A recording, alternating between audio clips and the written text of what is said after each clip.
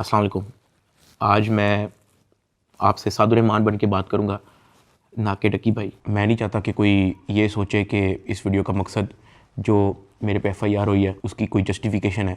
I am simply here to apologise. मेरे किसी भी कंटेंट से अगर आज तक कोई भी नेगेटिवली इम्पैक्ट हुआ है, मैं उस चीज़ के लिए माफ़ी मांगता हूँ। मेरी हमेशा से सिर्फ यही इंटेंशन रही है कि मैं लोगों को एंटरटेन करता रहूँ और कुछ ना कुछ जो है वो मैं नया लाता रहूँ। लेकिन मेरे अनजाने ना अनजाने में अगर मेरे से कोई कंटेंट कभी ऐसा पोस्ट हुआ है जिससे कोई नेगेटिवली इम्पैक्ट हुआ है, या कोई प्रमोशन ऐसी हुई है जिससे कोई नेगेटिवली इम्पैक्ट हुआ है, मैं उस चीज़ के लिए पूरे कौम से माफ़ी मांगता हूँ। Let the court handle. मैं लीगली इस मैटर को एंड तक देखूँगा। मैं कोर्ट्स के साथ पूरी तरह कोऑपरेट करने को रेडी हूँ और कर रहा हूँ। मैं इदारे के साथ पूरी तरह कोऑपरेट करूँगा और जो भी जज साहब मेरे केस का फ़ैसला लेंगे मैं वो कबूल करूँगा। मेरा और मेरी फैमिली का जो 3.5 माह का एक्सपीरियंस है, मैं सिर्फ वो बताने आया हूँ। 16 अगस्त 2025 को जब मैं सो के उठता हूँ तो मैं बड़ा एक्साइटेड होता हूँ, क्योंकि हमने अपने दोस्त वगैरह मेहमान बुलाए होते हैं, हमने अपने घर में दावत रखी होती है। मेरे सब दोस्त आते हैं, बड़ा इंजॉय करते हैं, हम खाना शाना खाते हैं, गपशप लगाते हैं, मेहमान चले जाते हैं। उसके बाद मैं और रूब पैकिंग में लग जाते हैं, क्योंकि हमें मलेशियन गवर्नमेंट का एक इवेंट है, उधर से इनवाइट आया होता है कि डकी भाई आप आएँ, हमारे लिए कुछ वीडियोस वगैरह बनाएं। पूरे पाकिस्तान से उन्होंने एक मेल और एक फ़ीमेल को चुना है, जिसके अंदर मेल में उन्होंने मुझे चुना है। बाकी कंट्रीज़ से भी उन्होंने एक मेल एक फ़ीमेल इनवाइट किए हुए थे और मैं बड़ा एक्साइटेड था कि पूरे पाकिस्तान के अंदर से उन्होंने एक बंदा चूज़ करना है और उन्होंने मुझे चुना। मैं बड़ा ऑनर फील कर रहा। हमने बड़ी जल्दबाजी में पैकिंग की, क्योंकि मेहमान आए होते हैं, हमें टाइम नहीं मिलता और मुझे नहीं पता था कि जब हम पैकिंग करके अपने घर से निकलेंगे तो मेरी ज़िंदगी का सबसे मुश्किल वक्त शुरू हो जाएगा। मेरे वहमो गुमान में भी नहीं था कि मेरे साथ क्या होने जा रहा है। हम जब पैकिंग करके सामान गाड़ी में रखते हैं, गाड़ी हमारी एयरपोर्ट की तरफ चल पड़ती है। एयरपोर्ट पहुंचते हैं, हम सामान अपना अनलोड करते हैं। रात के 9 बजे के करीब हमारी फ़्लाइट होती है। हम काउंटर पे जाते हैं और हमें अपना बोर्डिंग पास मिल जाता है। उसके बाद जहाँ पे इमिग्रेशन होनी होती है, जहाँ पे आपके पासपोर्ट पे एग्जिट स्टैंप लगती है, हम जब वहाँ पे पहुँचते हैं तो वो मेरे से पूछते हैं कि आप पे कोई FIR तो नहीं है। मैंने कहा नहीं। कहता आपका साइबर क्राइम में कोई इशू है क्या? मैंने कहा नहीं। कहते आप हमारे साथ आ जाएं। मैं और अरूब एक दूसरे की तरफ देखते हैं कि ये क्या हो गया। हम किसी को ऑन टाइम ज़्यादा इन्फॉर्म ही नहीं कर पाते हैं। मैंने ज़िया को सिर्फ मैसेज कर दिया है कि ये इस तरह से इशू हो गया है, तो शायद हम फ्लाई ना कर पाएँ, तो आप प्लीज़ गाड़ी जो है वो एयरपोर्ट ले आओ और हमें यहाँ से पिक कर लो। हमें लगा कि शायद हमें बस सिर्फ फ्लाई नहीं करने देंगे और हम घर जा सकेंगे। 5-10 मिनट के बाद इमिग्रेशन वाले हमसे हमारे मोबाइल ले लेते हैं, कहते हैं कि इसको एयरप्लेन मोड पर लगा दें और अरूब की तरफ वो इशारा करते हैं कि अगर आप जाना चाह रही हैं मलेशिया तो आप जा सकती हैं। अरूब ने कहा नहीं, अगर साथ मेरे साथ जा रहा है तो मैं चले जाती हूँ, वरना मैं इधर ही ठीक हूँ। शायद ये मेरी गलती ही, मुझे उसको जाने देना चाहिए था, क्योंकि उसके बाद जिस चीज़ से मेरी फैमिली ने गो थ्रू किया है, मैंने यही रिग्रेट किया कि मुझे अरूब को मलेशिया भेज देना चाहिए था। इमिग्रेशन वाले हमें एक रूम में बैठा देते हैं। मैं और अरूब बस आपस में गपशप लगा रहे होते हैं कि कोई नहीं कल चले जाएंगे, कोई नहीं दोबारा टिकट करा के परसों चले जाएंगे, इवेंट भी 2 दिन के बाद है, कल चले जाएंगे। हम आपस में यही डिस्कस कर रहे थे। बिल्कुल मेरे अंदर इतना सा भी वहम गुमान नहीं था कि असल में इशू क्या। 1 घंटे के बाद इमिग्रेशन वाले आते हैं, वो कहते हैं कि आ जाए हमारे साथ। एयरपोर्ट के बाहर NCCI की टीम आई होती है, मुझे वो हथकड़ी लगाते हैं, मुझे गाड़ी में बैठा देते हैं। अरूब कहती है कि मैंने भी साथ आना है। मैंने इसको कहा नहीं, तुम घर चली जाओ, मुझे नहीं पता क्या सीन है, मैं हैंडल कर लूँ। वो गाड़ी भी चल पड़ी थी, गाड़ी सीधा चलेगी NCCI ऑफिस गुलबर्ग। इस वक्त यूट्यूबर डकी भाई की गिरफ्तारी का हर तरफ चर्चा है। डकी भाई को लाहौर एयरपोर्ट पर उस वक्त गिरफ्तार किया गया जब अब इन्होंने मुल्क जा रहा था। NCCI लाहौर ने मारूफ यूट्यूबर सादुर्रहमान उर्फ डकी भाई के खिलाफ मुख्तलिफ इल्जामात के तहत मुकदमा दर्ज कर लिया। साइबर क्राइम एजेंसी ने यूट्यूबर साद उर्फ डकी भाई के खिलाफ मुकदमा दर्ज कर लिया है। मशहूर यूट्यूबर डकी भाई कल रात से गिरफ्तार है। पाकिस्तान के सबसे मशहूर यूट्यूबर डकी भाई एक बार फिर बड़ी मुश्किल में फंस गए हैं। मुल्जिम को गुज़श्ता रात लाहौर एयरपोर्ट से गिरफ्तार किया गया था। यूट्यूबर डकी भाई बड़ी मुश्किल में, हुक्म जारी, मदाहों के लिए बुरी खबर। डकी भाई डकी भाई डकी भाई डकी भाई डकी भाई डकी भाई डकी भाई। रात के तकरीबन 11 बजे हम NCCI ऑफिस पहुंच जाते हैं। हथकड़ी मुझे लगी हुई थी, मुझे ऊपर एक रूम में लेके गए। जब मैं NCCI के ऑफिस पहुंचता हूं तो वहाँ पे 6-7 ऑफिसर्स बैठे होते हैं। मेरी हथकड़ी वो खोल देते हैं, मुझे कुर्सी पे बैठा देते हैं और मेरी इंटेरोगेशन शुरू हो जाती है। वहाँ पे मेरे से क्वेश्चन करते हैं एप्लीकेशंस के प्रमोशन के बारे में। वहाँ पे मुझे पहली बार आइडिया होता है कि मेरा इस इशू पे मुझे एयरपोर्ट पे रोका गया। खैर मेरे से वो जो सवाल करते गए मैं उनको बताता गया। मेरे पास 3 मोबाइल थे, मैंने तीनों मोबाइल के पासवर्ड उनको दिए। उन्होंने मेरे से मेरे जीमेल अकाउंट के पासवर्ड पूछे, मैंने वो भी उनको ऑन द स्पॉट दिए। उन्होंने मेरे से मेरे लैपटॉप का पासवर्ड पूछा, मैंने उनको ऑन द स्पॉट दिया। ऐसा भी नहीं कि मैंने उनको कोई बहाना लगाया हो कि मैं पासवर्ड भूल गया हूँ, because I had nothing to hide. मैं इदारे के साथ कोऑपरेट करना चाहता हूँ। मैं ये नहीं चाहता कि इदारा ये सोचे कि मैं कुछ छुपा रहा हूँ। मेरा 23 दिन का रिमांड लिया गया। वो सारी इन्वेस्टिगेशन मैंने पहले 23 मिनट के अंदर दे दी थी। कई घंटे गुजर जाते हैं और तमाम ऑफिसर्स मेरी इंक्वायरी लेके चले जाते हैं, सिवाय एक के, जो मेरे इन्वेस्टिगेशन ऑफिसर्स थे, असिस्टेंट डायरेक्टर शुएब रियाज साहब। मेरे आईओ के अलावा जब तमाम ऑफिसर्स चले जाते हैं तो एक प्राइवेट बंदा बाहर से अंदर आता है। तो आईओ मुझे कहता है कि तुझे पता है कि तेरे पे एफआईआर होने वाली है। मैंने कहा यार मुझे थोड़ा सा एक्सप्लेन कर दें कि मेरे पे केस क्या है और क्या एफआईआर है और मैंने किया क्या है। तो जो प्राइवेट बंदा था जो बाद में आया था ना, वो कहता कि यार तेरे बहुत बड़े मामला आते हैं, तेरा बहुत बड़ा मैटर है, तेरे पीछे आईएसआई है, तेरे पीछे एमआई है, तेरे पीछे क्या क्या एजेंसी है। कहता तुझे पता ही नहीं है कि तूने क्या किया। तो वो मेरे पे ये इंप्रेशन डाला था कि हर इदारा जो है वो मेरे पीछे पड़ गया। साथ ही कहता कि लेकिन अगर आप हमारे साथ कोऑपरेट करेंगे तो हम आपके साथ कोऑपरेट करेंगे। मेरा तो काम ही कोई नहीं है। मैं सुबह उठता हूँ, फैमिली को टाइम दिया, बेगम को टाइम दिया, एक आधे दोस्त को टाइम दिया, जाके व्लॉग वगैरह बना लिया, घर आए, सो गए, दैट्स इट। इसके अलावा मेरी लाइफ में कुछ है ही। मेरे माइंड में 100 सवाल आना शुरू हो गए, लेकिन मेरे पास जवाब किसी का नहीं था। खैर उन्होंने मेरे पे एफआईआर दे दी, मुझे हवालात में बंद कर दिया। मैंने ज़िंदगी में कभी हवालात नहीं देखी थी। उस रात मैं नहीं सोया, मैं जागता रहा, रोशनी होगी। हवालात में सिर्फ एक ही लड़का था, मैंने उससे भी कोई ज़्यादा बातचीत नहीं की। सुबह 10-11 बजे के करीब एक बंदा आया, उन्होंने मुझे हथकड़ी लगाई और मुझे कोर्ट ले गए कि आपको जज साहब के सामने पेश करना है। मेरी फैमिली में से किसी भी बंदे ने आज तक कोई कोर्ट, कोई कचहरी, कोई पुलिस स्टेशन, कोई हवालात, कोई थाने, उनमें से किसी चीज़ का उनको नहीं था पता। जज साहब ने 2 दिन का रिमांड दे दिया। मुझे तो रिमांड का मतलब ही नहीं था पता। मुझे हथकड़ी लगा के फिर से एनसीसीआई ऑफिस ले जाते हैं और मुझे हवालात में बंद कर देते हैं। उससे नेक्स्ट डे की बात है, मेरी इन्वेस्टिगेशन चल रही होती है। एडिशनल डायरेक्टर एनसीसीआई सरफराज चौधरी साहब वो अचानक कमरे में आते हैं, मेरी तरफ देखते हैं, कहते हैं कि ए मुंडाई। आईओ कहते हैं हाँ जी। कहते हैं इसको लेके आओ मेरे पास। आईओ हथकड़ी पकड़ता है, मेरे हाथ पे लगाता है और कहता चल। मुझे जब हथकड़ी लगा के एडिशनल डायरेक्टर रूम में लेके जाते हैं तो वहाँ पे 5 ऑफिसर्स बैठे होते हैं। एडिशनल डायरेक्टर सरफराज चौधरी साहब मेरे से पूछते हैं कि तुम कौन से एप्लीकेशन के कंट्री हेड हो। मैंने कहा कि सर मैं किसी एप्लीकेशन का कोई कंट्री हेड नहीं हूँ। वो अपनी कुर्सी से अचानक उठता है, कहता तेरी माँ किधर से आता है पैसा तेरे पास। मैंने कहा सर मैं यूट्यूबर हूँ, मेरे 8 मिलियन सब्सक्राइबर हैं, उधर एडसेंस अभी मैं बात कर ही रहा होता हूँ। कहता है कि तुम मेरे वतन अजीज के बच्चों को ख़राब कर रहे हो, क्या करता है तुम्हारा बाप। मैंने कहा जी यूनिवर्सिटी के अंदर प्रोफेसर हैं। तो कहता तुम इतने क्यों हो। मैं चुप रहता हूँ। वो चीख के बोलते, कहता बोल। मैंने कहा जी सर मैं सिर्फ वीडियोस बनाता हूँ, मैं यूट्यूबर हूँ। माँ बहन की गालियाँ वो देता रहता है। उसने मेरे मुंह पे बहुत जोर का थप्पड़ लगाया। मैं बिल्कुल चुप होकर ऐसे मुँह नीचे करके खड़ा हो गया। तो कहता मुँह ते कर। अभी मैंने मुंह पर किया नहीं था। वो जोर से चीख के कहता मुँह ते कर। अभी मैंने वो मुंह पर किया ही था, उसने मुझे दूसरा थप्पड़ लगाया। मैं वहाँ पे बड़ा हेल्पलेस फील कर रहा कि यार मेरे से ऐसा क्या हो गया। मैं भी ये सोच ही रहा था, उसने मुझे तीसरा थप्पड़ लगाया। मुझे माँ बहन की गालियाँ दी जा रहा है। मैं अपना मुँह नीचे करके खड़ा हुआ हूँ तो मेरे थप्पड़ इधर लगता है, फिर वो कहता था मुँह पर कर, फिर मेरा थप्पड़ इधर लगता है। वो मारी गया जब तक उसका दिल नहीं भरा। मैंने तो गिने भी नहीं है कि उसने मुझे थप्पड़ कितने मारे हैं। फिर वो मुझे कहता कि अपनी टांगे बैंड कर। मैंने अपनी टांगे बैंड कर ली। कहता हाथ ऊपर कर। मैंने अपना हाथ ऊपर कर ली। वो घर में एक वीडियो कॉल लगाता है जो एक बच्चा रिसीव करता है जिसकी एस्टिमेटेड तकरीबन एज होगी 7 साल। एक हाथ में सिगरेट होती है। वो उस बच्चे से पूछता है कि डकी भाई को जानते हो। वो बच्चा कहता है जी। वो बैक कैमरा ऑन करता है, मेरे हाथ खड़े होते हैं, टांगे बैंड होती हैं। वो कैमरे से दिखाता है उस बच्चे को कि कौन है ये। कहता है डकी भाई। तो कहता कि तुम इसके प्रोग्राम देखते हो। कहता जी। वो पीछे जो प्राइवेट मुलाजिम खड़ा होता है वो बहुत ज़ोर का पीछे थप्पड़ मारता है। सरफराज चौधरी साहब उस 7 साल के बच्चे को कहते हैं ये देखो इसके साथ क्या हो रहा है, आप देखोगे तुम इसका प्रोग्राम। कहता नहीं, चलो फटाफट इसको गालियां दो। बच्चा कहता है कि सरफराज चौधरी साहब कहते हैं और का बच्चा। सरफराज चौधरी साहब कहते हैं और का बच्चा। थप्पड़ वो मारी जा रहा होता है पीछे। वो वीडियो कॉल पे उस बच्चे को दिखा रहा होता है कि ये तुम इसके प्रोग्राम देखते हो और ये मैं क्या बताऊँ यार। खैर मैं तब बड़ा हेल्पलेस होता हूँ। मैं समझ नहीं आती कि मैं क्या करूँ और किस तरह इससे निकलूँ। मैंने क्या किया ऐसा। खैर वो सरफराज चौधरी कहता है कि इसको ले जाओ, इसकी तरीके से तफ्तीश करो। जबकि मैं डे 1 को आया हूँ, मैं सब कुछ मोबाइल का पासवर्ड मैंने लैपटॉप के पासवर्ड, मैंने जीमेल के पासवर्ड, मैंने एक चीज़ नहीं छोड़ी। मुझे आज जितने ऑफिसर्स थे वहाँ पे, मुझे एक ऑफिसर आके दिखा दे, बता दे कि डक्की भाई ने हमें ये चीज़ नहीं थी दी, इसलिए हमने मारा है। वो तफ्तीश के अंदर इस जगह कोऑपरेट नहीं था कर रहा, इसलिए हमने मारा है। मुझे एक बंदा आके दिखा दे यार। मेरा 23 दिन का रिमांड लिया मैंने, पहले 23 मिनट के अंदर उनको सब कुछ दिया।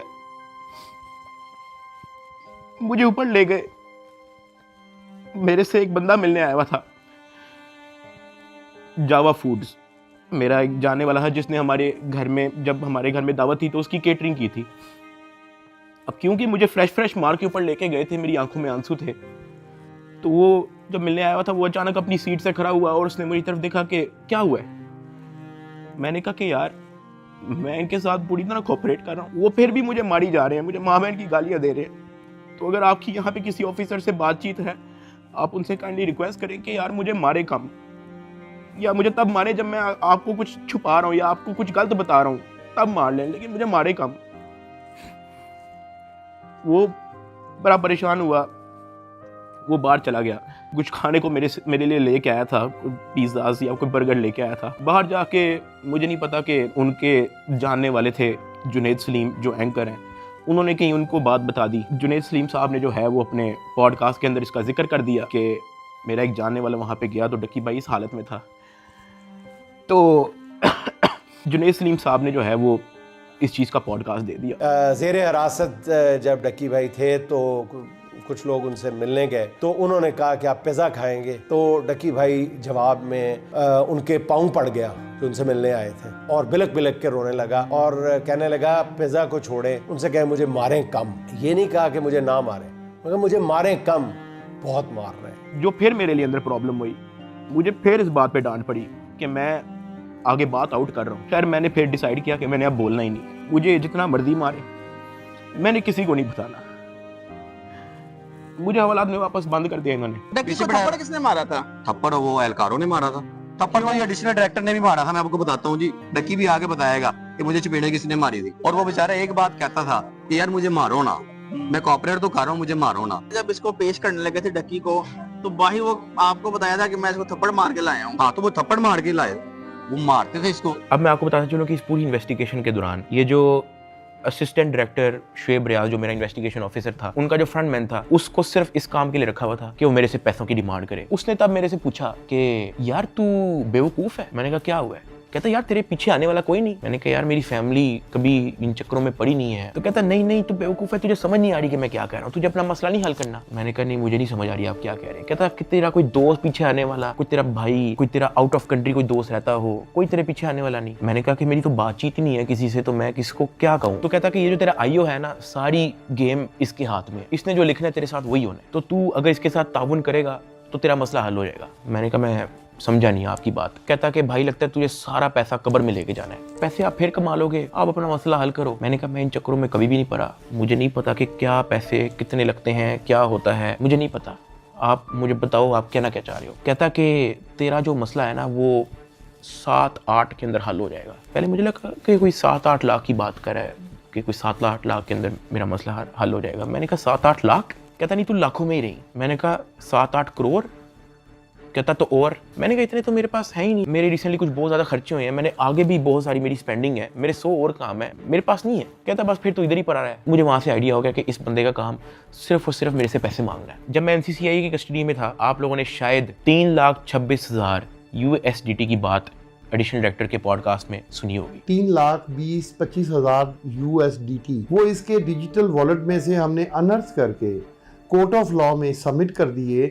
हमने इसके डिजिटल वॉलेट में से वो अपने वॉलेट में जो सरकार का होता है उसमें अनर्थ करके प्रॉपर उसको फर्द मकबूजगी बनाकर कर दिया। ये बहुत बड़ी अचीवमेंट है। उन्होंने दर्जनों पॉडकास्ट दे के ये बताया कि 3,26,000 USDT जो है वो हमने इससे बरामद कर लिए हैं। अब मैं आपको उसकी असल स्टोरी बताता हूँ कि वो क्या है। हवाला से मुझे इन्वेस्टिगेशन के लिए लेके जाते हैं, कोई शाम के 7 बजे के करीब। आइयो मुझे कहता है कि अपना बाइनेंस का अकाउंट खोल। मैं अकाउंट खोल देता हूँ। मेरे अकाउंट के अंदर कुछ ट्रेड चल रही होती हैं जो मेरी सारी लॉस पे गई होती हैं, क्योंकि उस दौरान बिटकॉइन नीचे गया हुआ था। वो सारी ट्रेड मेरी लॉस में क्लोज करता है, मेरी फ्यूचर्स की ट्रेड सारी लॉस में क्लोज करता है, मेरा पर्सनल नुकसान करता है। सारे टोकन जो मेरे पास डॉज, बिटकॉइन, इथीरियम, मेरे पास दर्जनों टोकन और पड़े हुए थे, वो सारे क्लोज करके उसको यूएसडीटी में खुद कन्वर्ट करता है और वो कहता है कि ये यूएसडीटी ट्रांसफर कर। मैंने कहा सर इसकी क्या वजह है, आपने मेरा पर्सनल लॉस भी कर दिया है। कहता है कि तुझे अपना मसला हल करना है या नहीं करना। मैंने कहा कि सर लेकिन ये 3,26,000 यूएसडीटी आपने ट्रांसफर क्यों करना है? जो भी आपकी इन्वेस्टिगेशन है आपके सामने, अकाउंट मैंने आपको दे दिया, उसका जीमेल मैंने आपको दे दिया, पासवर्ड मैंने आपको दे दिया, आपने ट्रांसफर इसको क्यों करना है? कहता है तुझे जितना कह रहे हैं उतना कर।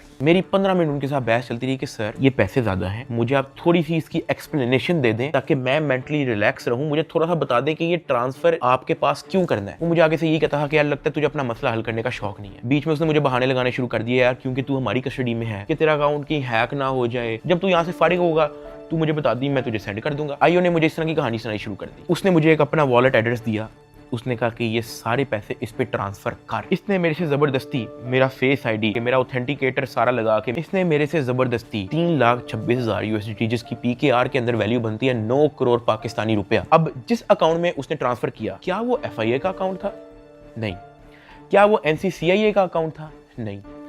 क्या वो पंजाब हुकूमत, सिंध हुकूमत या किसी केपी की हुकूमत या किसी भी गवर्नमेंट के इदारे की हुकूमत का अकाउंट था? नहीं। क्या वो नैब का अकाउंट था? नहीं। क्या वो स्टेट बैंक का अकाउंट था? नहीं। क्या वो कोई ऐसा अकाउंट था जो कोर्ट की तरफ से जिसकी अप्रूवल मिली हो? नहीं। वो मेरे आईओ असिस्टेंट डायरेक्टर शुएब रियाज साहब का अपना पर्सनल अकाउंट था, जिसके अंदर इन्होंने मेरे 9 करोड़ रुपया एस्टिमेटेड ट्रांसफर किए। ट्रांसफर करने के बाद उन्होंने वापस मुझे हवालात में बंद कर दिया। कोई रिसीविंग नहीं दी, मुझे उसकी कोई रीजनिंग नहीं दी, कोई सबूत ही नहीं है इस चीज़ का कि इन्होंने अपने पास ट्रांसफर किया। 8 बज जाता है, 9 बज जाता है, 10 बज जाता है, 11 बज जाता है, मेरे से सोया नहीं जाता। एक ऑफिसर एक मुलजिम को छोड़ने आते हैं हवालात, मैं फटाफट उठ के उससे पूछता हूँ, मैंने कहा सर आपके इस एनसीसीआईए इदारे के अंदर जब कोई क्रिप्टो का कोई रोला चलता है, कोई यूएसडीटी का कोई रोला चलता है, तो उस पर क्या होता है? क्या उसको ट्रांसफ़र कर लिया जाता है? कहता मैंने कभी ऐसा सुना तो नहीं है। कहता क्यों, क्या हुआ है? मैंने उसको बताया। मैंने कहा आईओ ने मेरे 9 करोड़ रुपया यूएसडीटी ट्रांसफ़र कर लिया अपने पास। कहता अच्छा, तो उसने आपको कोई रिसीविंग दी है? मैंने कहा नहीं। कहता ऐसा होता तो नहीं है वैसे, लेकिन अगर आप कहते हो तो मैं किसी से पूछ लूँ। मैंने कहा जी पूछ ले, मैं बड़ा टेंशन में हुआ। उस पूरी रात मैं नहीं सोया। अगले दिन सुबह के कोई 10-11 बजे के करीब एक बंदा आता है, मुझे लेके जाता है ऊपर ऑफिस में, मुझे इतनी जोर का वो थप्पड़ लगाता है, मेरे ख्याल से मेरे पूरे 3 महीने के अंदर सबसे ज़्यादा जोर का थप्पड़ वो वाला थप्पड़ था जिसकी मैं अभी बात कर रहा हूँ। क्योंकि वो मुझे बता के नहीं लगाया जाता, वो मेरे पीछे से लगाया जाता है, मेरे सर पे इतना बड़ा उस बंदे का हाथ होता है, मुझे इतनी जोर का थप्पड़ लगाते हैं, मेरे यहाँ से मेरे ज़हन का मवाद, अंतरियाँ सारी मेरी आंखों से बाहर निकलने को करी ही। मैं इवन एक पॉइंट पे मेरा विजन ब्लरी हो गया है, मेरा विजन काला हो गया है, मैं बेहोश होने वाला है, इतनी जोर का वो थप्पड़ था। उसने कहा कि हर चीज़ बतानी जरूरी होती है। मैंने कहा कि सर मेरे 9 करोड़ रुपया आप ट्रांसफर कर लो, मुझे उसकी कोई रीजनिंग ना दो, मुझे उसकी कोई रिसीविंग ना दो, मैं अपना मुंह कैसे बंद रख लूं? इतनी सी बात पे उसने मुझे फिर से एक और थप्पड़ लगाया। मुझे आईओ के पास ले गया। आईओ कहता कि यार तुझे अपना मसला हल करने का शौक नहीं है।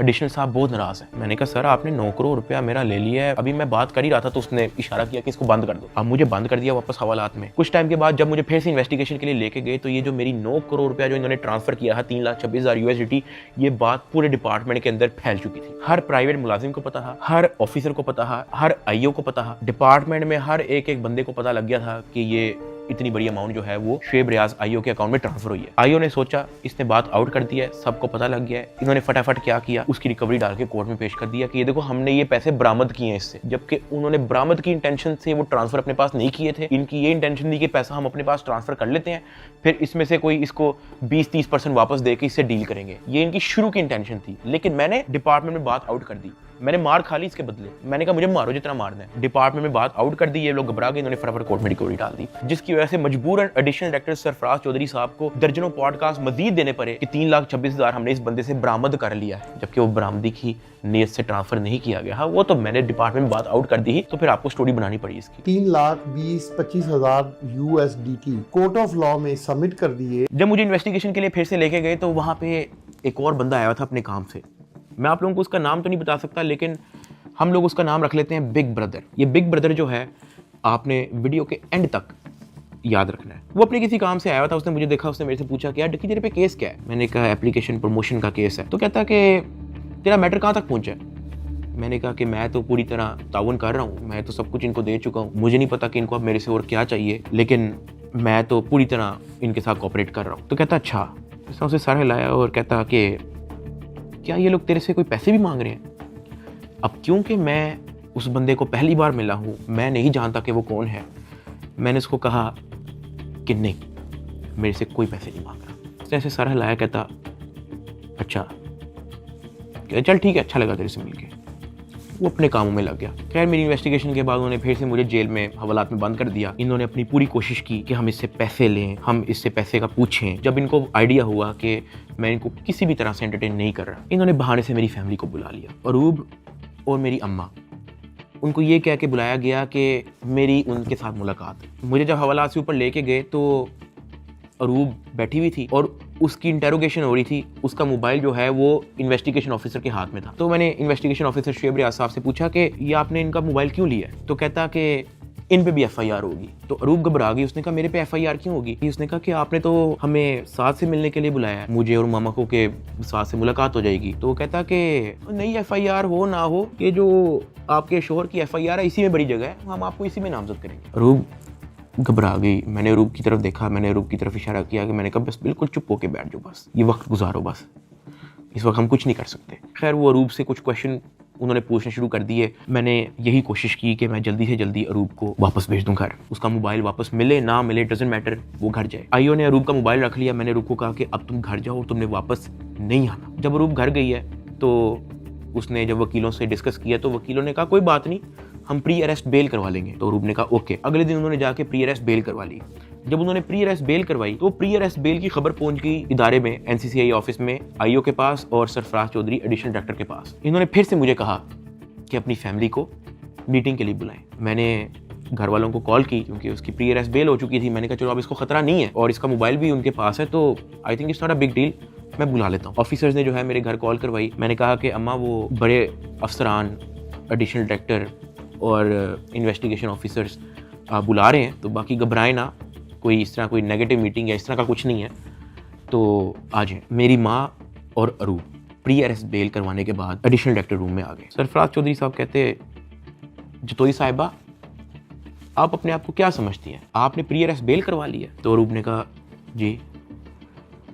तो कहता अच्छा करवाएं, जो आपने करना करें, 5 रुपए का एक नया सफ़ा आता है, हम एक नई FIR लिखेंगे और आपको पकड़ लेंगे। अरूब मेरी तरफ देख रही है कि ये क्या है, ये किस तरह की मीटिंग है। मेरी माँ परेशान, लाल उनके चेहरे हो गए थे सबके। एडिशनल डायरेक्टर सरफराज चौधरी साहब ने फिर अपना मोबाइल खोला, वहाँ WhatsApp खोला, उन्होंने ऊपर लिखा जज, और ऐसे मेरी माँ को और मेरी वाइफ को लिस्ट दिखाई ऐसे स्क्रॉल करके कि ये देखो मेरा इस जज से भी ताल्लुक है, मेरा इन जज से भी ताल्लुक है, मेरा इस जज से भी ताल्लुक है, क्या कर लेंगे आप? जब वो इस तरह जजेस की लिस्ट दिखा रहा था तो उसने बड़े ऊंचे अल्फाज में बोला कि यहाँ पे जज भी मैं हूँ, यहाँ पे वकील भी मैं हूँ, यहाँ पे सब कुछ मैं हूँ, जितनी आपने प्री अरेस्ट बेल करवानी है करवाएं, नया पर्चे में हम पकड़ लेंगे। हमारे पास कुछ कहने को नहीं था। मैंने वहाँ पे सिर्फ सर को कहा कि जी सर आप सही, बिल्कुल सही कह रहे हैं। मैंने अपने घर वालों की तरफ देखा, मैंने उनको इशारा किया कि प्लीज़ वक्त गुजारें बस। मेरे घर वालों के चेहरे लाल हो गए हैं, मतलब बिल्कुल आप कह लो कि उनके पास कुछ कहने को नहीं थे। दे वर शेकिंग। वो बातें करता गया, हम लोग घबरा गए थे। हमने बस वेट किया कि यार ये कब हमें फाड़े करेगा। जब उसने कहा ठीक है आप जा सकते हैं, मैं, अरूब और मेरी माँ जब उस एडिशनल डायरेक्टर रूम से बाहर निकले, मेरी माँ की आंखों में आंसू थे, अरूब की आंखों में आंसू थे। मैंने कहा कि यार मुझे बहाने से कहते हैं कि आप लोगों को बुला लो, फिर ये इस तरह की हरकतें करते हैं, डराने धमकाने वाली, ब्लैकमेलिंग, थ्रेट्स। मैंने कहा ये सिर्फ और सिर्फ इनका पैसे मांगने का तरीका है ताकि हम डर जाएं, इनको कुछ पैसे दे दें और हमारी जान छोड़ेंगे। तो ये इस तरीके से मुझे, मेरी फैमिली को ज़हनी अजियत देते रहे हैं, ब्लैकमेल करते रहे हैं। अरूब का राइट बनता है कि वो प्री अरेस्ट बेल करवा के आए। आपने अपनी इन्वेस्टिगेशन करनी है, करें। उसने तो अपना मोबाइल भी दे दिया, आप जब बुला रहे हो वो आ रही है, फिर भी आप उसको थ्रेट कर रहे हो कि जी आपने प्री अरेस्ट बेल करवा लिया, कोई बात नहीं, 5 रुपए का नया सफ़ा आएगा, हम आपको फिर अरेस्ट कर लेंगे। और ये सब इनका तौर तरीका था कि हम लोग किसी तरह टूट जाए और ये जितने पैसे मांगे हम लोग फौरी इनको दे दें। इस दौरान आईओ और उसका जो फ्रंट मैन है, जब उनको पता लगा कि मैं और मेरी फैमिली किसी भी तरह से इनको एंटरटेन नहीं कर रही, कोई पैसों के मामले में लिफ्ट नहीं करवा रही, तो इन्होंने मेरे एक दोस्त से बात की और उस दोस्त को कहा कि इसको मुझे आके कहो कि ये पैसों से मसला हल होगा। उसकी जो भी गपशप हुई मेरे दोस्त ने वापस आके बताई, कहता कि ये पैसे ही मांग रहे हैं। मैंने कहा यार इस तरीके से मेरी फैमिली को ब्लैकमेल कर रहे हैं, इस तरीके से मुझे टॉर्चर कर रहे हैं, ये लोग चाहते क्या है? वो ये कह रहे हैं कि अरूब को हम पर्चे में नामजद ना करें और उस पर कोई नया पर्चा ना दें और उसको अरेस्ट ना करें, उसका वो 1 करोड़ रुपया मांग रहे हैं। मैंने कहा भाई इन्होंने मेरा बैंक अकाउंट ब्लॉक कर दिया, इन्होंने मेरी USDT भी अपनी जेब में डाली, मेरे अब्बा जी का बैंक अकाउंट ब्लॉक है, मेरी अम्मा जी का बैंक अकाउंट भी इन्होंने ब्लॉक कर दिया है, अरूब का बैंक अकाउंट इन्होंने ब्लॉक कर दिया है, जिया का बैंक अकाउंट इन्होंने ब्लॉक कर दिया है, इवन मुनीब जो अंडर 18 है उसका बैंक अकाउंट भी ब्लॉक कर दिया है। कहानी यहाँ पे ख़त्म नहीं हुई। मेरे दादा अब्बू जिनका मैंने आज तक व्लॉग में जिक्र नहीं किया, आज तक उनकी अपीयरेंस नहीं हुई, 80 साल एंड अबव की उनकी उम्र है, उनका बैंक अकाउंट भी ब्लॉक कर दिया। मेरे पास 1 टका नहीं है इनको देने के लिए। सॉरी। उसने मेरी बात सुनी, कहता अच्छा। उसने एज इट इज जब ये बात आईओ को बताई, आईओ आगे से इसको कहता कि इन्हों दे कोल 40-50 करोड़ रुपया सैट नहीं पड़ा होंगे। मेरे दोस्त ने एज इट इज मुझे ये बात आके बताई। अब क्योंकि मेरी फैमिली ऐसे मेंटल टॉर्चर से गुजर चुकी थी, जब मेरे दोस्त ने ये बात मेरी फैमिली को बताई, मेरी फैमिली ने घबरा के कहा कि प्लीज आप किसी और से बात कर लें, अगर वो हमें लोन दे सकता है, कोई उधार हमें दे सकता है तो दे दे।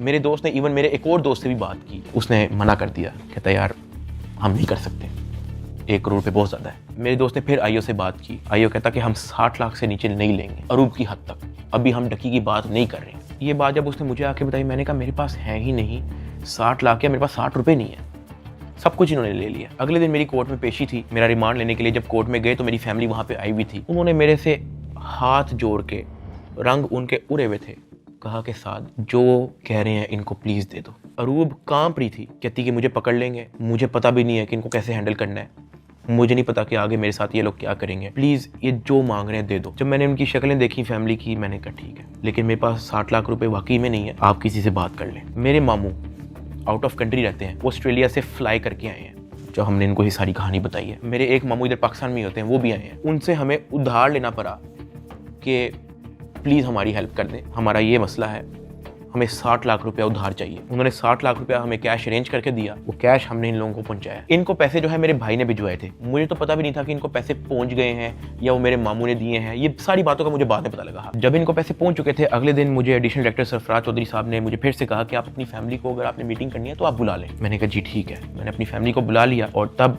एडिशनल डायरेक्टर साहब का रवैया मेरी फैमिली के साथ टोटली चेंज हो चुका था। वहाँ से मुझे आइडिया हुआ कि it was never about the case, it was always about the money. वो मेरी फैमिली से बड़े अच्छे से बात कर रहे हैं, मुझे आइडिया हो गया हाँ कि इनको शायद पैसे पहुंच चुके हैं। वो इवन कमरे से चले भी गए थे, उन्होंने कहा कि अगर आपने अपनी कोई प्राइवेट बात करनी है तो आप कर लें। जब वो कमरे से गए हैं तब मेरी माँ ने, अरूब ने, मेरे भाई ने सारी कहानी बताई कि किस तरह से मेरे मामू ने उधार 60 लाख रुपया दी है इस सारी कार्रवाई के लिए। मैंने अपनी माँ से माफ़ी मांगी, मैंने कहा यार आई एम सॉरी कि मेरी वजह से इतना कुछ करना पड़ रहा है सबको।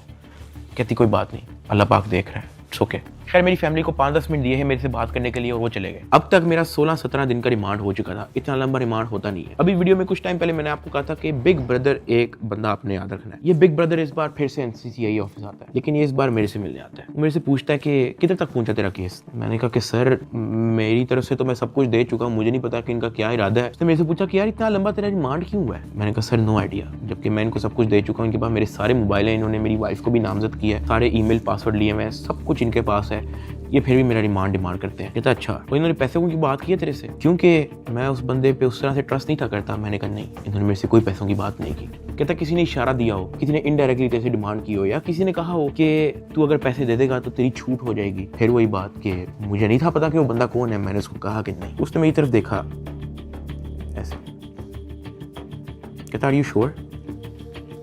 मैंने कहा जी। इवन उससे मुझे एक पॉइंट पे बड़े गुस्से से देखा, कहता कि देख ले अगर कुछ ऐसा है तो तू मुझे बता सकता है। फिर वही बात आ गई क्योंकि मैं उसको जानता नहीं था। मैंने कहा नहीं ऐसा कुछ भी नहीं है सर। कहता ठीक है, वो चला गया। मेरा 23 दिन टोटल रिमांड हो चुका था। जो मैं आप लोगों को ये भी बताता चलूँ कि एनसीसीआई की हिस्ट्री में इतना लंबा रिमांड नहीं हुआ। इवन एक पॉइंट पे मैं इतना तंग आ गया था इनसे कि मैंने खुद ही जज साहब के सामने कहा कि सर मैं चाहता हूं कि ये लोग अपनी तसल्ली पूरी कर लें, इन्होंने जो मेरी इन्वेस्टिगेशन करनी है करें, अगर ये रिमांड मांग रहे हैं इनको रिमांड दे दें। मैं इतना तंग आ गया था, मैंने जज साहब के सामने खुद ही बोल दिया कि यार रिमांड ले लें मेरा। 23 दिन रिमांड के बाद भी इन्होंने 30 लाख रुपया मेरी फैमिली से मुझे जुडिशियल करने का लिया। मतलब एनसीसीए ऑफिसर्स ने मुझे जेल भेजने के भी मेरी फैमिली से पैसे लिए। खैर मैंने अपने दोस्त को कहा कि यार ये आईओ से पूछो कि अब क्या इसने मेरे साथ करना है। कहता कि मैंने बात की है। वो ये नहीं कह रहा कि अब आपकी बेल करवानी है, वो ये कह रहा है कि हमने 4 पर्चे मजीद रेडी किए हैं, वो 4 पर्चे हम डकी भाई पे ना दें, उसका 1.5 करोड़ रुपया वो मांग रहे हैं, जिसमें से एक पर्चा इन्होंने कोई लड़की रिलेटेड रखा हुआ है। और जब मैंने ये सुना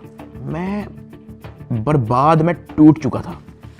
मैंने अपने दोस्त को कहा तू इनको ब्लॉक कर दे बस, और तू जा, इनको को 4 पर्चे देने, 400 दें, मैंने अब 1 टका नहीं देना इनको। इस तरह तो इनको आदत लग जाएगी फिर ये कहेंगे कि जी अब हम डकी भाई को फायर ना मारने का 5 करोड़ रुपया लेंगे, घर की बत्ती बंद कर देंगे, घर में अगर आप चाहते हो कि बत्ती आए उसका 50 लाख रुपया निकालो, पानी बंद कर देंगे, फिर कहेंगे घर में पानी आए उसका 40 लाख रुपया निकालो। ये तो इन हरकतों पे आ जाएंगे फिर। हाँ, अगर आप मेरी एक आधा फैमिली का अकाउंट छोड़ देते तो मैं आपको पैसे कहीं से तो दे, एटलीस्ट हमारी फैमिली जो है मकरूज तो ना होती। इतना मोटा मेरा चलान पेश किया है, मुझे एक ऑफिसर उस चलान के अंदर एक सफ़े की एक लाइन का एक लफ्ज दिखा दे कि मेरे उसमें बाप का क्या रोल है, क्योंकि आप लोगों ने उनका अकाउंट बंद किया ना, उनका क्या रोल है मुझे उस सफ़े के अंदर दिखाएं। उस चलान के अंदर मेरी माँ का क्या रोल है वो मुझे दिखाएं। उस चलान के अंदर मेरे दादा अब्बू का क्या रोल है, मेरे किसी और फैमिली मेंबर का क्या रोल है मुझे दिखाएं। आपने उनको मकरूज कर दिया, कर्जे ले लेके अब उनको NCCIA के ऑफिसर के पेट भरने हैं, उनको डिप्रेशन में डाल दिया, ये कह के कि पता नहीं उनके पीछे ISI-MI लगी है। मेरे फादर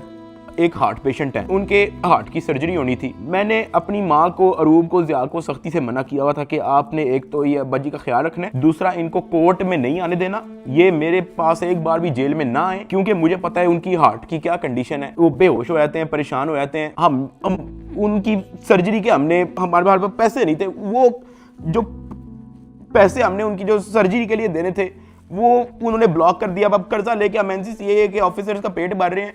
ये मेरी फैमिली को उस स्टेज पे लेके आए हैं जहाँ पे मैं स्पीचलेस हो गया कि यार मैं क्या करूं। मतलब अब्बा जी के इलाज के पैसे भी उन्होंने ब्लॉक कर दिए हैं। और ये बात मैंने उनको उधर दफ्तर में ऑफिस में कही थी, सरफराज चौधरी को मैंने खुद उसके मुंह पे कही थी। मैंने कहा मेरा अब्बा हार्ट पेशेंट है, उनकी सर्जरी के पैसे आपने मेरे फैमिली का अकाउंट ब्लॉक कर दिया है। ये इस स्टेज पे मेरी फैमिली को ले आए थे, मुझे 23 दिन बंद रख के चुपेरे मार के मुझे कोर्ट पे लेके जाते थे कि मैं किसी मीडिया के किसी माइक में बोल ना दूं। जिस्मानी रिमांड पे FIA के पास जाना है या उसके बाद जेल जाना है, तो हो गया, तो बोलने कोई मसला नहीं है। आज डकी भाई आप यूट्यूबर्स को क्या पैगाम देना चाहेंगे?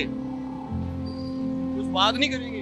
ताहम आज जो है वो बात तो नहीं करने दे रहे, लेकिन डकी भाई को जो है वो सुबह सवेरे जो है आज अदालत में पेश किया गया है। बिल्कुल जी बात तो नहीं कर सकते डकी भाई। इससे पहले भी हमने जब इनसे गुफ्तगू करने की कोशिश की है तो NCCI एहलकारों की जानिब से जो वो मना कर दिया गया है कि वो किसी भी किस्म से वो जो है वो गुफ्तगू नहीं करेंगे। डकी भाई कुछ कहना चाहेंगे आप? डकी भाई आप कुछ कहना चाहेंगे? डकी भाई कुछ तो बोलिए। इन्होंने तो मना नहीं किया आपको, आप लॉयर्स ने मना किया कि भाई सारी तो आपने तहकीकात के बारे में आपने ताउन किया, उसके बावजूद क्यों ही कहा जा रहा है आपके? मेरी गिरफ्तारी के 23वें दिन जब मुझे जज साहब के सामने पेश किया तो फाइनली मैं जुडिशल हो गया। जुडिशल का मतलब यह है कि अब मैं जेल चला जाऊंगा। जज साहब ने ऑर्डर लिख के दिया कि हमने बंदा जुडिशल कर दिया है। अब जुडिशल करके कोर्ट से बंदा डायरेक्ट जेल नहीं जाता, कोर्ट से एक बार NCCIA ऑफिस वापस आता है, वहाँ पे उसके कुछ पेपर्स रेडी होते हैं, उसके बाद उसको जेल भिजवाया जाता है। तो जब मैं कोर्ट से NCCIA ऑफिस वापस आया, वही बिग ब्रदर उधर मौजूद था। उसने मेरी तरफ देख के कहा, डकी तेरे से पैसे किसने लिए? मेरा दिल इधर मुंह में आ गया। मैंने कहा यार ये मेरे साथ क्या हो रहा है। अब क्योंकि उसने मेरे से डायरेक्ट पूछा कि तेरे से पैसे किसने लिए हैं, उसने मेरे से ये भी नहीं पूछा क्या तेरे से कोई पैसे ले रहा है, उसने मेरे से कहा कि तेरे से पैसे किसने लिए। मैंने कहा कि जी ये शुएब रियाज और उसकी टीम ने, इन्होंने जो है वो पैसे ऊपर हायर अफसरान को भी पहुंचाने हैं। कहता अच्छा कोई डिटेल है तेरे पास? मैंने कहा कि सर मैं तो इनके साथ हवालात में था जेल में, सेल में, तो मेरी सिर्फ फैमिली को पता है कि एग्जैक्टली क्या हुआ। फैमिली 5-10 मिनट के लिए मेरे से मिली थी, लेकिन उन्होंने मुझे बहुत छोटा छोटा मोटा मोटा बताया, ज़्यादा डिटेल का मुझे नहीं पता। तो फिर उसने पूछा कि कितने पैसे लिए हैं? मैंने कहा जी 60 लाख रुपए लिए। वो भी मेरी वाइफ को नामजद करने का कह रहे थे कि जी वो मेरी बीवी को अरेस्ट कर लेंगे, अगर आप चाहते हैं कि हम आपकी वाइफ को अरेस्ट ना करें तो ये 60 लाख रुपया पहुँचाएँ। तो वो हमें 60 लाख रुपया उसका हमने दिया। उसने कहा ठीक है तू जेल जा, लेकिन उससे पहले कहीं से कॉल करवा और अपनी फैमिली को कह कि तेरा एक दोस्त मिलने आ रहा है, उससे मिलने। मैंने कहा ठीक है। मैंने कहीं से मोबाइल अरेंज किया, मैंने फटाफट मामा को कॉल की, मुझे सिर्फ मामा का नंबर याद था। मैंने उनको कहा कि मेरा एक दोस्त आएगा, उससे मिलने। बिग ब्रदर वहाँ से चला गया। 5-10 मिनट के बाद मुझे भी पुलिस के डाले में बिठाया और मुझे जेल ले गए। डकी भाई को जो है तकरीबन 22 रोज़ा जिस्मानी रिमांड के बाद जब अदालत में पेश किया गया तो अदालत ने गुज़श्ता रोज़ जो है डकी भाई को जुडिशल रिमांड पर जो है वो जेल भेज दिया। देख सकते हैं कि डकी भाई को जो है वो जेल मुंतकिल किया जा रहा है। 9 सितंबर 2025 को मुझे जेल भेज दिया जाता है। मैंने अपनी ज़िंदगी में वहमो गुमान में भी नहीं सोचा होना कि मेरी ज़िंदगी में ये दिन भी आएगा। जब मैं जेल जाता हूँ सबसे पहले तो मेरी चेकिंग होती है, बालों के अंदर, अंडर आर्म्स, आपकी नाक के अंदर भी देखते हैं, वो आपके कान के अंदर, आपके मुंह के अंदर, आपके लिप्स ऊपर करके आपकी ज़ुबान निकाल के। चेकिंग होने के बाद मुझे लेके जाया जाता है मेरे सेल की तरफ, जिसको जेल की ज़ुबान में चक्की कहते हैं। जेल के सेल का साइज़ आप ऐसा समझो कि कुछ 6 से 7 टाइलें हैं ना, उतना साइज़ होगा। उसका, या फिर एक किंग साइज मैट्रेस अगर एक अंदर पड़ा हो तो वहाँ पे और मजीद जगह नहीं है। ये जेल के सेल का साइज होता है। कॉर्नर पे जो है वॉशरूम लगा होता है जो कवर्ड नहीं होता, उसके आगे एक छोटी सी दीवार लगी होती है, यानी कि अगर आप खड़े हुए हो तो बाहर से देखने वाला बंदा आपको नंगा देखेगा, लेकिन अगर आप वॉशरूम करने के लिए बैठे हो तो आपके चेस्ट से ऊपर जो है आप विजिबल होगे, नीचे आप कवर्ड होगे। इस हद तक बस दीवार होती है वहाँ पे। उसी के ऊपर जो है वो एक टूटी लगी होती है पानी की। मैं जब अपने सेल में आता हूँ तो शाम हो जाती है, मुझे सेल में लाते ही लॉक कर दिया जाता है, क्योंकि मेरा नया नया एक्सपीरियंस होता है, मुझे नहीं समझ आ रही होती है कि मैं कहाँ पे आ गया हूँ। मैं इधर उधर देखता हूँ, परेशान हो जाता हूँ कि ये क्या हो रहा है मेरी ज़िंदगी में। बहुत ऊंचा पंखा लगा होता है जहाँ से मुझे आइडिया होता है कि कोई चाह के भी खुदकुशी नहीं कर सकता। अंधेरा हो जाता है, मुझे कुछ समझ नहीं आ रही होती कि मैंने क्या करना है। खैर मैं दीवार के साथ लग के बैठ जाता हूँ बिल्कुल ऐसे ही, और सोचता रहता हूँ कि ये मेरी ज़िंदगी कहाँ से कहाँ आ गई है। मैं अपने सेल से बाहर देखता हूँ तो 1.5 लीटर की बोतल पड़ी होती है, उसके ऊपर कैप भी लगा होता है। मेरा हाथ तो वहाँ तक नहीं पहुँचता, लेकिन कोई 15-20 मिनट के अंदर एक इंचार्ज जो है वो वहाँ से गुजर रहा होता है। मैं उसको आवाज़ देता हूँ कि सर, वो मेरी बात सुनते हैं, हाँ जी। मैं उनको कहता हूँ कि सर वो सामने 1.5 लीटर की बोतल पड़ी है, वो काइंडली मुझे पकड़ा दें। मुझे बोतल पकड़ा देता है। वॉशरूम से मैं वो 1.5 लीटर की बोतल के अंदर पानी भरता हूँ, उसका कैप बंद करता हूँ। सितंबर का टाइम होता है, शदीद गर्मी होती है, इतनी गर्मी कि आप कूलर के बगैर नहीं रह सकते। मैं अपनी कमीज़ उतारता हूँ, बॉटल को अपनी शर्ट के अंदर डाल के ऐसे उसको मैं लपेटता हूँ, अपने सर के नीचे रख के मैं लेट जाता हूँ। 2 दिन मेरे ऐसे ही गुजरे। जेल के एक्सपीरियंस में मैं ज़्यादा डिटेल में बात नहीं करूँगा इस वीडियो में, मैं वो फिर कभी आप लोगों को एक्सपीरियंस बताऊँगा। 3 दिन मैं उस सेल में रहा, मुझे किसी ने नहीं बुलाया, किसी ने कोई आवाज़ नहीं दी। तीसरे दिन एक ऑफिसर आता है और उसके हाथ में एक चिट होती है। वो चिट की तरफ देखता है, वो कहता है साधु रहमान की रही। मैं अपना हाथ करा करता हूँ कि जी सर। मैं कहता आजा तेरी मुलाकात आई है। वो फीलिंग ही बड़ी अजीब सी थी कि आपको किसी ने पूछा है, आपसे बात की है किसी ने, और इससे पहले मुझे पता ही नहीं था कि मुलाकात क्या होती है। खैर उसने मुझे मेरे सेल से निकाला, मुझे एक जगह पे ले गया, और 3 दिन बाद मैंने किसी अपने को देखा। मेरी माँ, अरूब और ज़िया वहाँ पे खड़े हुए थे, लेकिन मैं उनको मिल नहीं सकता था, उनको गले नहीं लग सकता था, मैं उनको सलाम नहीं कर सकता था, क्योंकि हमारे दरमियान में शीशा लगा हुआ था। उनकी तरफ एक लैंडलाइन पड़ा हुआ था, एक लैंडलाइन मेरी तरफ पड़ा हुआ था, और उस लैंडलाइन में ही आप बात कर सकते हो। मैंने ज़िंदगी में इतना बेबस फील नहीं किया। एक लैंडलाइन उनकी तरफ पड़ा होता है, एक लैंडलाइन मेरी तरफ पड़ा होता है। एक तरफ से अरूब फ़ोन उठाती है, दूसरी तरफ से मैं फ़ोन उठाता हूँ, और वो कहती है क्या हाल है। मैंने कहा मैं ठीक हूँ। उसके आगे वो कुछ नहीं बोलती। 2 मिनट मैं भी चुप रहता हूँ, 2 मिनट वो भी चुप रहती है। अचानक कहती है कि साथ ये क्या हो गया ये सब।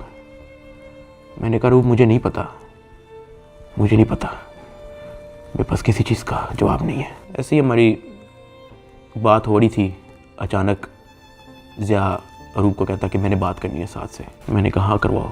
ज़िया अरूब से फ़ोन ले लेता है। वो कहता है कि यार साथ आपका एक दोस्त आया था। मैंने कहा हाँ। कहता है यार वो तो सारी डिटेल हमसे मांग रहा था और उसको सब कुछ पता है, तो आप उस पर ट्रस्ट करते हो।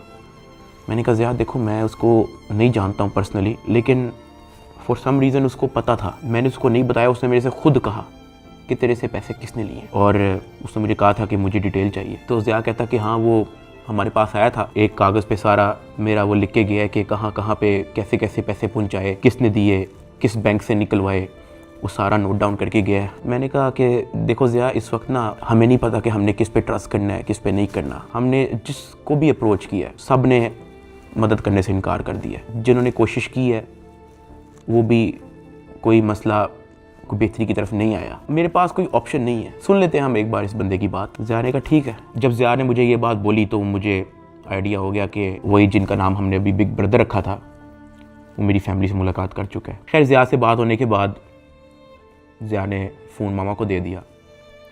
मामा भी रो पड़ी, गपशप हो रही ही। साथ उन्होंने कहा था कि जो आपका दोस्त आया है कहता कि आप मेरी भी माँ है, आपको कुछ नहीं होगा, आपने अब 1 भी रुपया किसी को नहीं देना, बस जो आप लोगों ने दे दिया है उसकी मुझे डिटेल दे बस। खैर वही 15-20 मिनट होते ही हैं वो फ़ोन बंद हो जाता है। ना मुझे मामा की आवाज़ आ रही होती है, ना मेरी आवाज़ उन तक जा रही होती है। तो मुझे रियलाइज़ होता है कि मेरा वक्त ख़त्म हो गया। वहाँ का एक इंचार्ज मुझे मेरे सेल में वापस छोड़ देता है। मैं वापस उसी जगह पे आ जाता हूँ। वक्त के साथ साथ जेल में अपने आप को एडजस्ट किया, मेंटली एक्सेप्ट किया कि भाई तू अभी इधर ही है। 10 दिन गुजर गए। 10 दिन के बाद एक इंचार्ज फिर से आया चिट लेके, कहता साधु रहमान के रही। मैंने कहा जी सर मैं। कहता आजा तेरी मुलाकात है। मुझे लगा मेरी फैमिली आई है, लेकिन जब मैं उधर पहुंचा तो वही बिग ब्रदर मेरे से मिलने आया था। खैर उसने कॉल उठाई, कहता कैसा है डकी। मैंने कहा सर मैं बिल्कुल ठीक। कहता तू अपनी फैमिली के सामने रोया क्यों था। मैं उनसे मिलने गया तो वो तेरी माँ कह रही थी कि वो रो रहा था उधर। मैंने कहा सर मैं बस थोड़ा इमोशनल हो गया उनको देख के। कहता नहीं हो, पता है जेल हो गई है तुझे तो क्या हो गया है, अंदर बैठ के घर वालों को तो नहीं ना परेशान करना, उनके सामने मुस्कुरा के जाया कर, हंसता खेलता उनके साथ शुगर लगाया कर। क्या मैं बिल्कुल ठीक हूँ, अंदर बड़ा मज़ा आ रहा है। मैंने कहा सर वो हो जाता है, मैं तो कोशिश करता हूँ कि मैं उनको कोई टेंशन ना दूँ, लेकिन चेहरे पे बंदे के लिखा आया था। कहता खैर मैं गया उस दिन तेरे घर, माँ जी बहुत परेशान थी, मैंने उनको तसल्ली दी है, तुझे मैं सिर्फ ये बताने आया हूँ कि तू तगड़ा रहे। फिर उसने मुझे कहा कि अगर आने वाले कुछ टाइम के अंदर अगर तुझे कोई न्यूज़ तेरे रिलेटेड सुनने को मिलती है तो पैनिक नहीं होना और अंदर किसी से कोई बात शेयर नहीं करनी। कोई पूछे कहना मुझे इल्म नहीं किसी चीज़, और अपनी फैमिली को भी कह दे कि किसी चीज़ को लेकर पैनिक नहीं होना। अगर कोई प्रेशराइज करने की कोशिश करे, कोई कॉल करे, कोई अप्रोच करे, जस्ट इन्फॉर्म अस। साथ मैंने उनको ये भी बताया कि जब मैं NCCI की कस्टडी में था तो वो मुझे कहते थे कि आपके पीछे MI लगी हुई है। तब उसने मुझे कहा कि जिन लोगों का नाम लेके आपसे पैसे ले रहे हैं ना, मैं उस इदारे से हूँ। फिर उसने मुझे बताया कि ये बात जब मुझे पता लगी तो हमने अपने हायर अथॉरिटीज़ को भी इन्फॉर्म किया, तो let me and my team handle it. तूने अंदर किसी से कोई बात नहीं करनी, अपनी फैमिली से ज़्यादा कोई बात नहीं करनी, सिर्फ उनका हाल चाल पूछ और रोना धोना बंद कर, उनके सामने शुगर लगा, हंस मुस्कुरा, कह के बड़ा मज़ा आ रहा है अंदर, जो बुरा वक्त था वो चला गया, अब बस तू वक्त काट। फिर मैंने उसको बोला कि सर वो जो एडिशनल डायरेक्टर सरफराज चौधरी साहब हैं वो मुझे रिमांड के दौरान कहते थे कि मैं तेरी हाई कोर्ट तक बेल रोकूंगा। तो उधर बिग ब्रदर कहता कि छोड़ दे, कुछ नहीं होगा। उसके बाद वो हुआ जो किसी ने वहमो गुमान में भी नहीं सोचा था। ये मुकदमा दर्ज करवाने वाला कोई और नहीं बल्कि डिप्टी डायरेक्टर सरफराज चौधरी है, जिसने डकी को गिरफ्तार किया और उसको दुनिया का सबसे बड़ा मुजरम बनाकर पेश किया। इस डायरेक्टर को आज सस्पेंड कर दिया गया है। Additional director national cyber crime investigation agency Lahore हैं सरफराज चौधरी साहब, उन्हें जनाब सस्पेंड कर दिया गया है। पूरी तैयारी है NCCI की डकी की बेल कैंसिल करवाने। डकी भाई के खिलाफ कार्रवाई करने वाले NCCI के अहलकार ऑफिसर सरफराज चौधरी साहब को मुअत्तल कर दिया गया है। उसके बाद वो चीज़ें हुई हैं, वो चीज़ें हुई हैं जो मैंने अपने वहमो गुमान में भी नहीं सोचा था। मैं जब 23 दिन रिमांड में था मैं इतना मायूस हो गया था, मैं अल्लाह पाक से भीख मांगता था कि या अल्लाह मुझे रास्ता दिखा, या अल्लाह मुझे इस झंझट से निकाल दे, या अल्लाह सब कुछ तेरे सामने है, मैं किसी जोगा नहीं, मेरी फैमिली किसी जोगे नहीं, हम फंस चुके हैं, हम गीदड़ों में फंसे हुए हैं, या अल्लाह मुझे यहाँ से निकाल दे। मैं हाथ जोड़ के भीख मांगता था। मैं हवालात में एक गंदे से कमरे में बैठ के मैं भीख मांगता था कि या अल्लाह तू सब देख रहा है, तेरे सामने हो रहा है सब कुछ, मेरे लिए कोई तो दरवाजा खोल, मुझे कोई रास्ता दिखा, मैं कहाँ जाऊँ।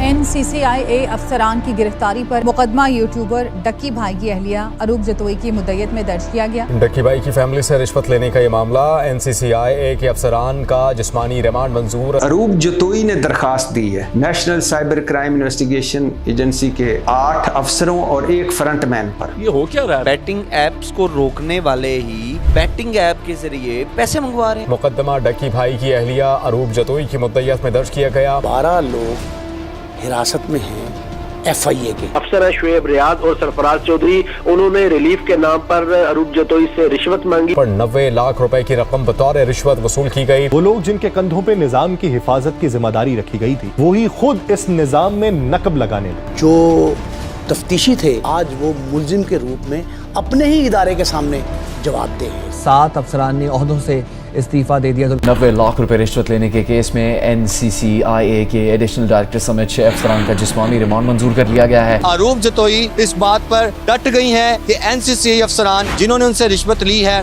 इनको नहीं छोड़ेंगी। जिन ऑफिसर्स ने मेरी फैमिली को मेंटल ट्रॉमा से गुजारा, जिन ऑफिसर ने मेरी फैमिली को मेंटली टॉर्चर किया, जिन ऑफिसर ने मुझे बेवजह मारा, मैं उनसे भीख मांगता गया कि यार मुझे ना मारे, मुझे फिर भी मारते गए। जिन ऑफिसर्स ने बच्चे को वीडियो कॉल करके मुझे उससे माँ बहन की गालियां दिलवाई, अगले दिन उन सब की खबर आ गई कि वो सब गिरफ्तार हो गए। और ये जो 100 दिन की कैद थी, जब मुझे किसी किस्म की कोई उम्मीद नहीं थी नजर आती, मैं कभी कभी अल्लाह पाक से कहता था कि अल्लाह तू मेरी क्यों नहीं सुन रहा। लेकिन ये सब जब मुझे खबरें सुनने को मिली तो मैंने रियलाइज़ किया कि अल्लाह ने मेरी तभी सुन ली थी जब बिग ब्रदर मुझे फर्स्ट टाइम NCCI ऑफिस में मिला और उससे मेरे से पूछा कि तेरे पे केस क्या है। इसमें मैं FIA एंटी करप्शन इदारे को बड़ा अप्रिशिएट करना चाहूँगा, जिन्होंने मेरी फैमिली का सारा केस सुना, मेरी फैमिली के एक मेंबर के पास जाके उन्होंने उनकी स्टोरी सारी सुनी, उनका बयान लिया, इन पे FIR लॉन्च की और ये सब कुछ हुआ। वहां से मुझे रियलाइज हुआ कि इदारे बुरे नहीं होते, कुछ लोग होते हैं जो बुरे होते हैं। और अनफॉर्चुनेटली मेरे केस के अंदर भी मुझे बुरे लोग मिले, लेकिन क्योंकि अच्छे लोग भी एग्जिस्ट करते थे, अल्लाह पाक ने उनको वसीला बनाया, उनको हमारे पास भेजा। 16 अगस्त को मैं गिरफ्तार हुआ। 100 दिन टॉर्चर, ऐसा रोलर कोस्टर जो मैंने ज़िंदगी में कभी भी नहीं सोचा था मैं और मेरी फैमिली ने गुजारा। 100 दिन के बाद जस्टिस शहराम सरवर, मैं उनको सल्यूट करता हूँ, उन्होंने मुझे बेल दी हाई कोर्ट से। मैं जब जेल में था, जब सबसे पहले मुझे इस चीज़ की न्यूज़ मिली कि डकी तेरी बेल हो गई है, तब जो मेरी बॉडी पे खून दौड़ा था उसके लिए मैंने 100 दिन इंतज़ार किया। मैं तो जम गया था, मैं ख़त्म हो गया था, मैं बर्बाद हो गया था। सही बताऊँ तो मैं हार मान ली थी, मैं टूट चुका था। मुझे नहीं पता कि मैं क्या करूँगा।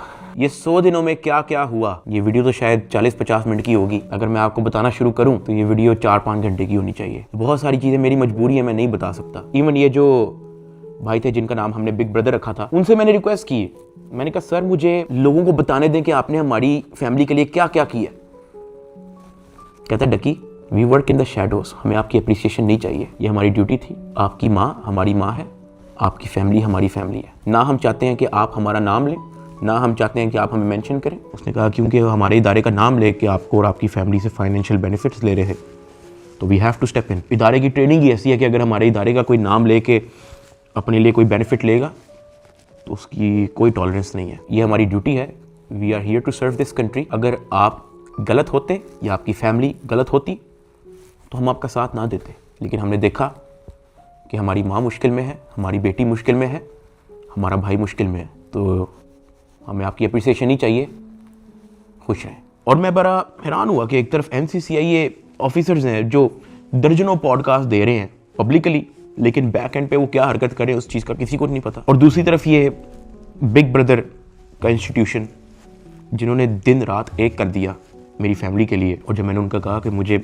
बताने दे लोगों को, तो कहते हमें क्रेडिट नहीं चाहिए। सेल्फलेसली काम किया और एक भी पॉडकास्ट उनके एक भी ऑफिसर ने एक भी इंटरव्यू नहीं दिया, just working in the shadows. और मुझे और मेरी फैमिली को उन पे फ़ख्र है, और मेरी सिंपैथी हर उस फैमिली के साथ है जो कभी इन करप्ट NCCIA ऑफिसर्स के थ्रू अफेक्ट हुई है।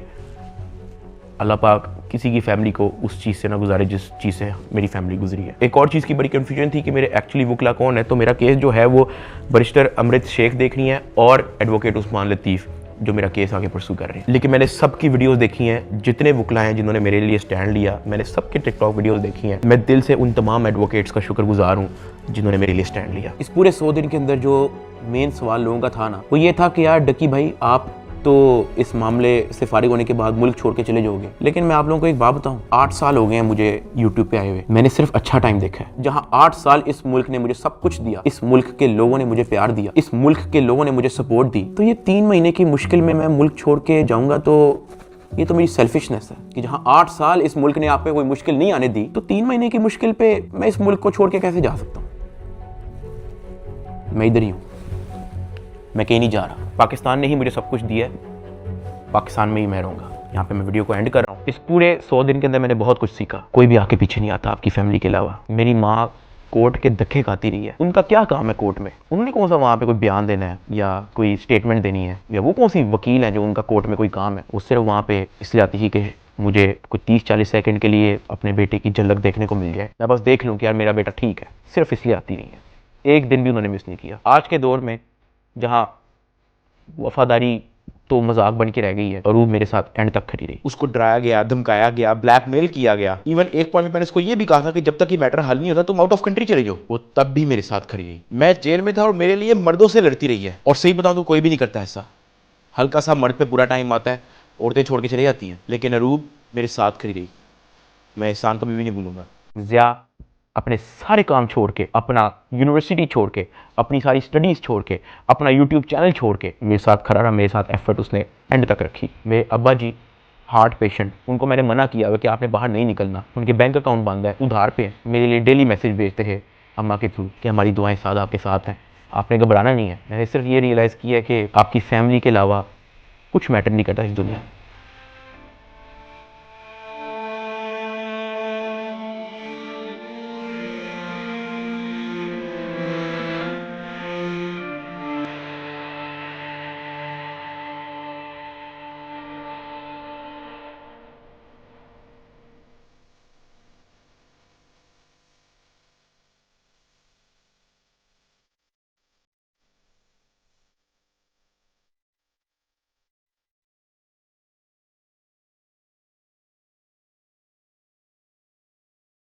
और मुझे पता है कि मैं इस वक्त इस स्टेज पे नहीं हूँ कि मैं किसी का नाम ले सकूँ, लेकिन I want to thank field marshal Asim Munir साहब and director general of military intelligence, जिन्होंने इतनी प्रोफेशनलिज्म दिखाई और मेरी फैमिली को इस करप्ट माफिया से निकलने में मदद की। और ये जो बिग ब्रदर जिनका मैंने जिक्र किया है, मैं तो जेल में था, मेरी फैमिली को कुछ भी नहीं पता था।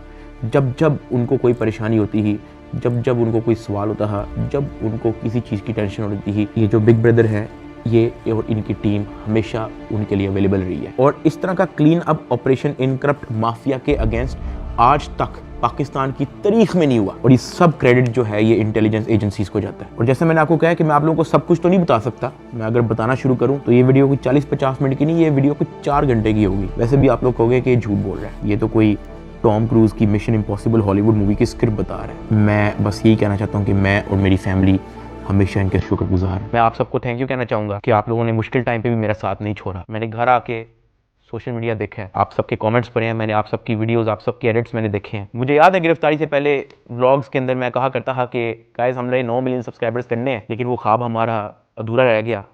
मैं गिरफ्तार हो गया, मेरे पास मेरा चैनल भी नहीं था, मैं जेल में था, मुझे लगा कि सब कुछ ख़त्म हो गया। This is the end, Ducky भाई is no more, he is finished. अचानक एक इंचार्ज आता है, कहता है डकी भाई तेरे 9 मिलियन सब्सक्राइबर्स हो गए हैं, मुबारक हो।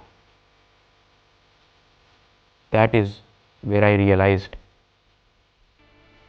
कि maybe this is not the end, maybe this is start of something else. I want to appreciate every single one of you. मैं जिंदगी भर नहीं भूलूंगा आप लोगों का एहसान। अभी इस वीडियो में मैंने आप लोगों को बोला कि यार अगर मैं सब कुछ बताना शुरू करूं तो ये वीडियो 4-5 घंटे की हो जाएगी। और साथ मैंने आप लोगों को ये भी बोला कि मैं आप लोगों को कुछ लोगों का नाम नहीं बता सकता, तो हम उनका नाम बिग ब्रदर रख देते हैं। बट लेकिन समटाइम सब कुछ जानना ज़रूरी भी नहीं होता। मैं बाहर आ गया हूँ, यही बहुत है। जब मैं जेल से वापस आया तो मैंने बहुत सारे लोगों की कहानियाँ देखी। कोई पॉडकास्ट पे कुछ कह रहा है, कोई यूट्यूबर कुछ कह रहा है, कोई टिकटॉकर कुछ कह रहा है, कोई जर्नलिस्ट कुछ कह रहा है। और मैंने उन सबको देख के बस कहा कि यार किसी को कुछ भी नहीं पता, सबकी अपनी अपनी कहानी है और सब झूठ है।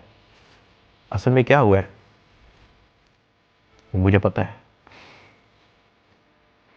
And let that be a mystery. Pakistan जिंदाबाद, पाक फौज जिंदाबाद। अल्लाह हाफिज़।